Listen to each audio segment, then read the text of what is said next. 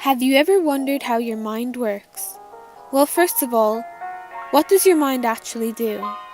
It's like a person piloting your brain. It guides you, protects you from danger. Your brain contains billions of nerve cells arranged in patterns that coordinate thoughts, emotions, behavior, movement, and sensation. A complicated highway system of nerves connects your brain to the rest of your body, so communication can occur in split seconds. While all the parts of your brain work together, each part is responsible for a specific function, controlling everything from your heart rate to your mood. There are three main parts to the brain: the cerebrum, the cerebellum, and the brainstem. The cerebrum is split into two sides, the left hemisphere and the right hemisphere. The left side is used for things like language, and the right side is used for things like reading emotions. Also within the cerebrum are different lobes. Both sides have 4 lobes: frontal, temporal, parietal, and occipital.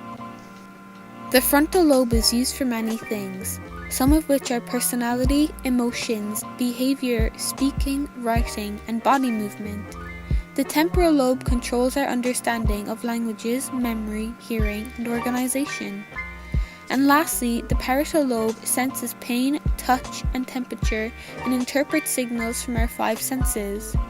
How does our brain think thoughts though? The brain's primary building element starts with cells called neurons. Our brain chemically processes and sends out messages through neurons in the brain to our muscles and our 5 senses. Thinking too much thoughts, though mostly negative, have a huge effect on our mental health. For example, being stressed very often can cause a chain effect. The amygdala, the area in the brain that processes emotion, sends a distress signal to the hypothalamus. Stress can be very harmful to our brain. It can kill brain cells and even reduce the size of the brain. Chronic stress can actually shrink the prefrontal cortex, the part that processes memory and learning.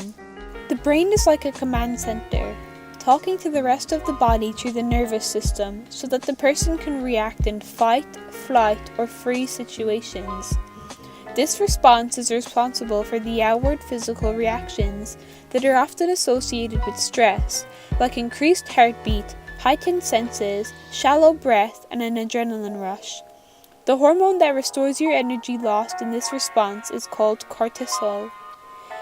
Thanks for listening.